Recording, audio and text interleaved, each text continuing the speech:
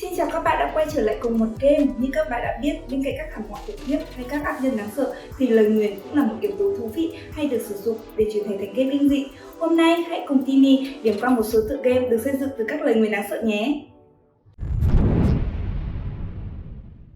Until Dawn. Do Supermassive Games phát triển và phát hành độc quyền trên hệ máy PlayStation 4 bởi Sony Computer Entertainment, Until Dawn là một tựa game gốc nhìn thứ ba theo lối chơi QTE, hay hiểu đơn giản nhất là bấm phím nhanh trong những tình huống do trò chơi đề ra. Bối cảnh của trò chơi được đặt tại khu nghỉ dưỡng cũ Blackwood Pines, nằm trên ngọn núi Washington, thuộc quyền quản lý của dòng họ Washington. 8 người bạn sẽ bị mắc kẹt tại nơi này bởi một sự cố bí ẩn và họ phải tìm cách vượt qua nỗi sợ chiến đấu để sống sót. Nghe qua thì Until Dawn chỉ là một tựa game kinh dị sinh tồn cơ bản theo mô típ một nhóm bạn trẻ bị kẹt trong một căn nhà biệt lập trên núi và sau đó bị những tên sát nhân rình rập quanh đấy tước đoạt mạng sống. Nhưng bên cạnh những hành vi mất nhân tính của con người thì trong Until Dawn còn tồn tại một kẻ phản diện khác mang tên lời nguyền. Lời nguyền đó đến từ Wendigo, một con quái vật tồn tại trong truyền thuyết mà tôi từng nhắc đến trong video cốt truyện Game City Plays Noir World VTuber. Ngoài đời thật, Wendigo là nỗi khiếp sợ của những người dân sống ở khu vực Bắc Mỹ, đặc biệt là các bộ lạc thổ dân hoặc những người kiếm ăn nhờ rừng rậm. Người ta mô tả Wendigo cao từ 2m13 đến 4m57, đầu là hộp sọ của một con hươu có cặp sừng dài và thích ăn thịt những người xấu số chạm mặt nó. Trong Until Dawn, loài sinh vật này cũng rình rập xung quanh căn nhà của nhóm bạn trẻ, trực chờ ngấu nghiến những con mồi béo bở để lấp đầy chiếc bụng đói. Nghe thì có vẻ không giống kiểu lời nguyền mà các bạn đang nghĩ đến, nhưng sự xuất hiện của Wendigo và nỗi kinh hoàng mà nó mang lại vốn đã được xem là một dạng nguyền rủa bao trùm ngọn núi của gia đình Washington. Nó canh giữ ở nơi đó mà không cho ai bén mảng đến. Nên về các bạn đây cũng có thể xem là lời nguyền của Until Dawn. Silent Hill. Rồi nhắc đến lời nguyền mà không nói đến series game Silent Hill đình đám một thời thì đúng là thiếu sót lớn. Về cơ bản, Silent Hill sẽ đưa bạn đến một thị trấn mờ sương như trong tác phẩm Đây Thung Vĩ Dạ của nhà văn Hàn Mạc Tử. Trong thị trấn sương khói mờ nhân ảnh đấy là hàng loạt nguy hiểm đang vẫy gọi bạn. Nên về cơ bản, thôn Vĩ Dạ thì về, chứ thôn này thì xin cứu. Thị trấn trong Silent Hill thậm chí còn đáng sợ đến mức đó đã trở thành nguồn cảm hứng cho nhiều tựa game kinh dị khác sau này. Vậy nên không phải tự nhiên Silent Hill được vinh danh là một huyền thoại trong làng game kinh dị. Đương nhiên việc gì cũng có lý do của nó, và lý do mà thị trấn trong Silent Hill trở thành một trong những cơn ác mộng đáng sợ có liên quan đến lời nguyền khủng khiếp đang bao trùm nơi này. Đó là vào 7 năm trước khi tất cả các sự kiện trong Silent Hill diễn ra, có một kẻ sùng đạo tên là Dahlia Gillespie đã quyết định hiến tế của con gái Alexa để tạo nên một vị thần. Tuy nhiên nghi lễ hiến tế đã thất bại. Thay vì trở thành thần, Alexa đã biến thành một con quái vật với cơ thể cháy đen nhưng bất tử.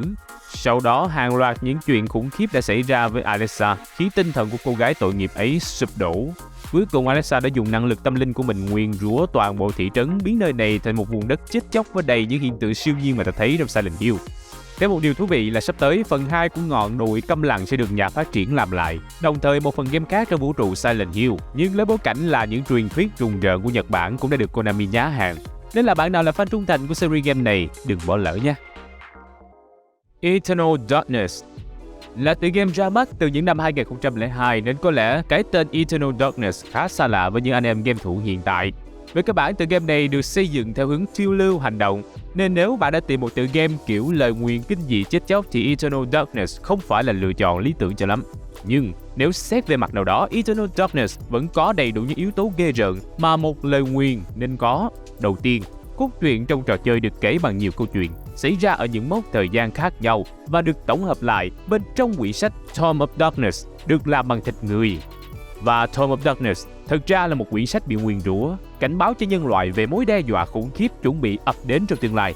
Lý do mà Tome bị nguyền rủa cũng vì nó có mối liên hệ với các vị thần Elder, những người lên kế hoạch tạo ra các thảm họa để trừ khử nhân loại khỏi thế giới. Hiển nhiên rằng những người dính dáng đến hai chữ nguyền rủa thì thường phải đón nhận kết thúc chẳng mấy tốt đẹp.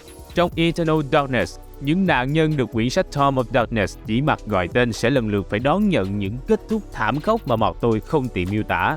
Và trong tựa game này chúng ta sẽ nhập vai vào cô nàng Alex Roivas, bước trên hành trình trở thành chúa cứu thế, sử dụng quyển sách Tome of Darkness để chống lại những vị thần Elder tối cao, trả lại bình yên cho xã hội loài người. Khuyến cáo nho nhỏ dành cho những anh em muốn trải nghiệm thử Eternal Darkness. Thì vì tựa game được ra mắt từ tận những năm 2002 nên có thể nói phần đồ họa của trò chơi sẽ không đủ thỏa mãn những anh em đã quen với độ bóng bẩy của game bây giờ. Nhưng xét về những cái cạnh khác thì Eternal Darkness chắc chắn sẽ không khiến các anh em phải thất vọng. Fatal Frame.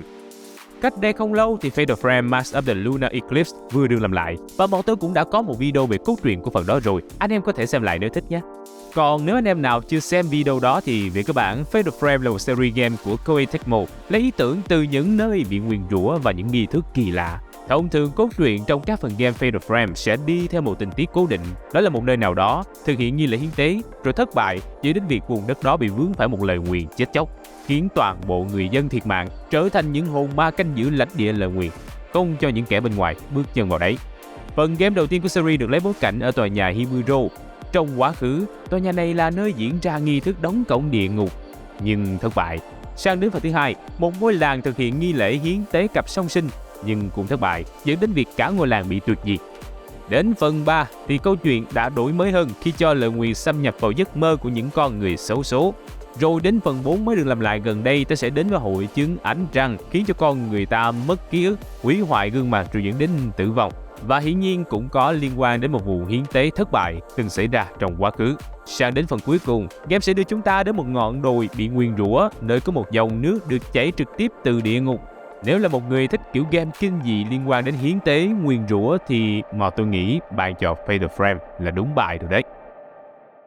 Amnesia: The Dark Descent là một tựa game phiêu lưu sinh tồn đậm chất kinh dị của nhà Fractional Games. Câu chuyện trong Amnesia: The Dark Descent chủ yếu xoay quanh những cơn ác mộng, những hành lang hẹp đáng sợ mà bạn thường thấy trong những bộ phim kinh dị phương Tây. Vào vai một chàng trai tên là Daniel, bạn tỉnh lại trong một tòa lâu đài hoang vắng và gần như quên hết mọi thứ, kể cả việc mình là ai và đây là nơi nào. Bước vào hành trình khám phá tòa lâu đài bí ẩn không người, ta sẽ bị lạc trong những ký ức tăm tối của Daniel, kèm theo đó là những cơn ác mộng không hồi kết và góc tối tồn tại trong suy nghĩ của mỗi con người. Đương nhiên đã nằm trong top ngày hôm nay thì không có lý do gì câu chuyện trong Amnesia: The Dark Descent lại được giải thích theo hướng khoa học kỹ thuật cả. Càng đi sâu vào game, ta sẽ biết rằng thứ đang theo đuổi Daniel là một thế lực bí ẩn đáng sợ mang tên The Shadow. Và khi ta biết được điều đó cũng là lúc Daniel nhận ra bản thân đang vướng phải một lời nguyền đáng sợ. Lý do của lời nguyền đó bắt nguồn từ việc Daniel đã lấy cắp một quả cầu huyền bí nằm trong một ngôi mộ ở Angeria. Và hiển nhiên là những kẻ trộm mộ thì thường không có kết thúc tốt đẹp. Quả cầu mà Daniel lấy là một quả cầu bị nguyền rủa. Những kẻ nào dám động đến nó thì sẽ lần lượt trở thành nạn nhân của thực thể The Shadow. Về cơ bản thì các nạn nhân sẽ bị The Shadow theo đuổi đến khi con mồi tội nghiệp không còn chạy trốn được nữa mới thôi. Vậy nên nhiệm vụ của bạn trong trò chơi này là giúp Daniel tìm cách sửa chữa sai lầm đó và phá bỏ lời nguyền đáng sợ đang ám lấy anh ta. Siren Blood Curse. Cuối cùng để kết thúc video thì tôi sẽ nói đến Siren Blood Curse. Và nghe tên thì chắc anh em cũng biết rồi đó, Siren Blood Curse lấy bối cảnh tại ngôi làng Hanuda ở Nhật Bản, nơi bị dính lời nguyền của máu. Trong game, ta sẽ vào vai nhân vật chính tên là Howard Wright, một học sinh người Mỹ đến làng Hanuda do nhận được một email bí ẩn. Ngôi làng Hanuda bị nguyền rủa này từng là quê hương của một giáo phái kỳ lạ tên là Mana.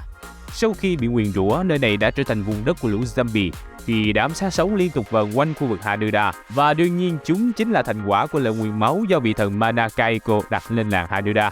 Và vì ảnh hưởng của lời nguyền nên làng Hanuda đã trở thành một nơi chỉ có vào mà không có ra.